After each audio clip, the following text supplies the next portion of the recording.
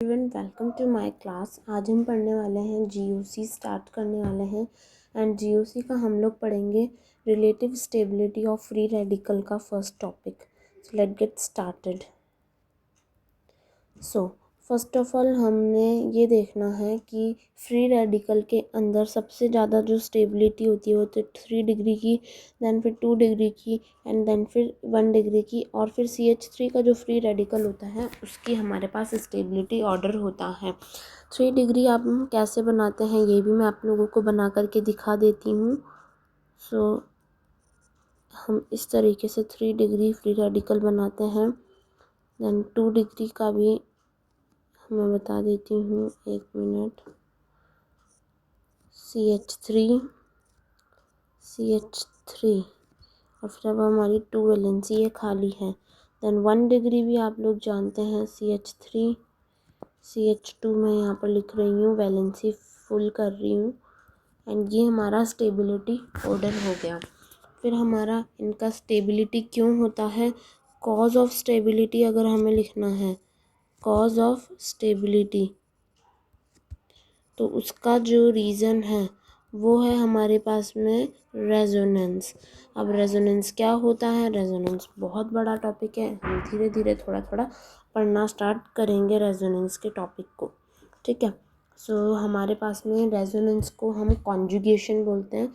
मतलब conjugation means आप लोग किससे ले सकते हो कि इसमें हमारे इलेक्ट्रॉन्स का, पाई इलेक्ट्रॉन्स का डीलोकलाइजेशन होता है। सो हम इसकी डेफिनेशन क्या लिखेंगे, delocalisation of pi electrons, delocalisation of pi electrons.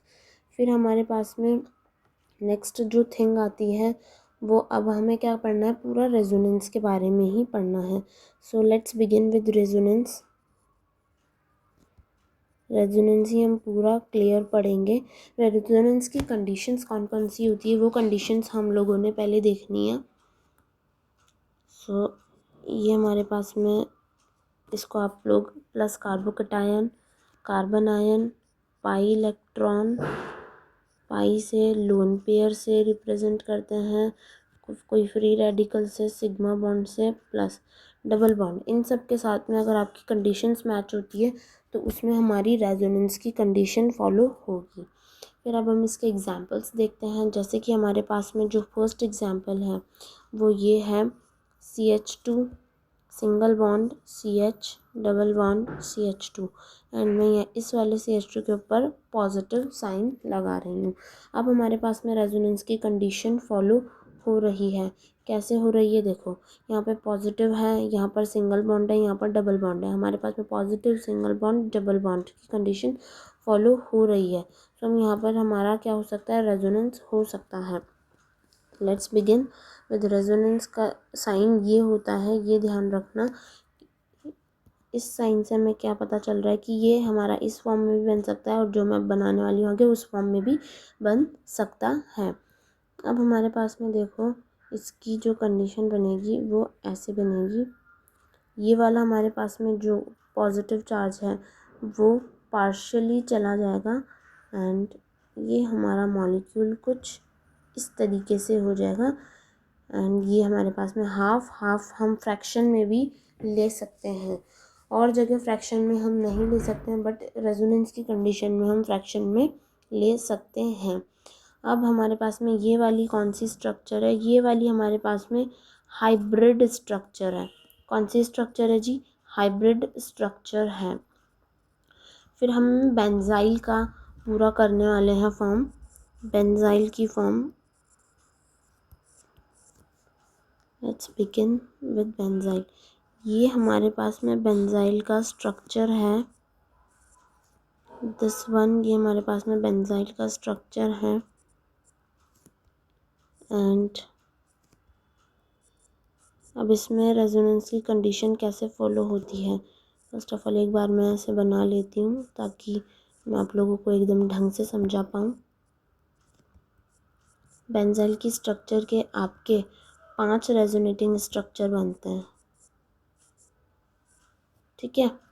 अब देखो ये वाला, जस्ट वेट, मैं एक बार पूरा बना लेती हूँ फिर मैं आपको समझा दूँगी।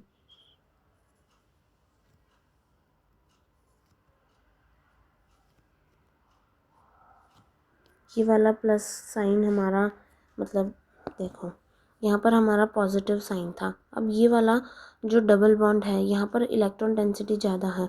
अब ये इलेक्ट्रॉन डेंसिटी इधर चली जाएगी और कार्बन कटायन हमारा इधर बन जाएगा, तो प्लस डेंसिटी इधर आ गई और ये वाला पाई बॉन्ड हमारा उधर चला गया। ऐसे ही जिस स्ट्रक्चर में है कि ये वाला यहाँ पर इलेक्ट्रॉन डेंसिटी ज़्यादा है, यहाँ पर कम है, तो ये वाला यहाँ पर चला जाएगा एंड यहाँ पर प्लस का साइन आ जाएगा।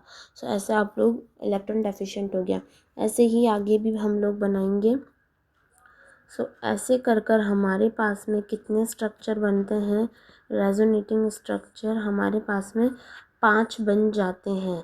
अब एक क्वेश्चन का आंसर आप लोगों ने देना है मुझे, क्या this structure and this structure are similar और नॉट। सो इसका आंसर है नहीं, ये सिमिलर नहीं है। आप लोग पाई बॉन्ड की कंडीशंस देखो, पाई बॉन्ड हमारा किन पोजीशंस पर है और इस वाले में किस पोजीशंस पर है, पाई बॉन्ड की वजह से हम लोग देखेंगे। तो इसके हमारे पास में टोटली जो स्ट्रक्चर्स बनकर आते हैं वो हमारे पास में 5 टोटल रेजोनेटिंग स्ट्रक्चर बनकर आ गए हैं।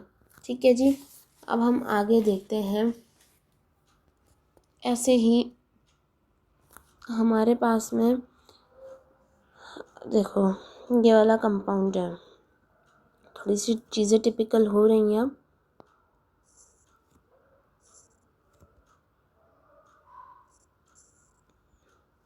ऐसा मॉलिक्यूल आपने काफ़ी बार देखा होगा।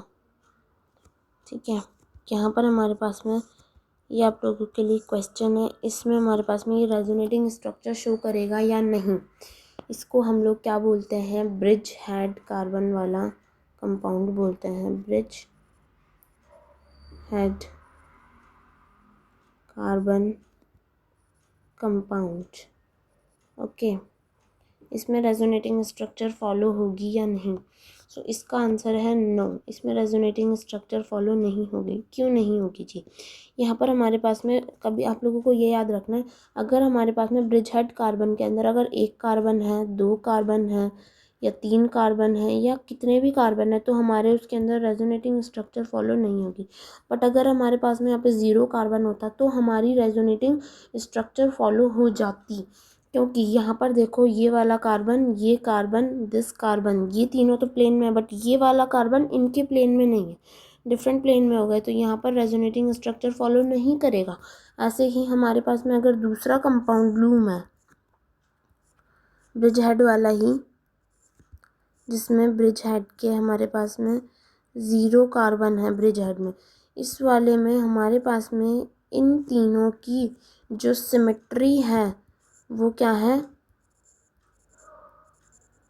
सिमेट्री है, सिमेट्री है, तो ये रेजोनेटिंग स्ट्रक्चर भी फॉलो करेगा। ठीक है जी, समझ गए एकदम बढ़िया से। तो ये था हमारा थोड़ा सा इंट्रोडक्शन, होपफुली आप सबको समझ में आया होगा। नेक्स्ट पार्ट को फॉलो ज़रूर करें।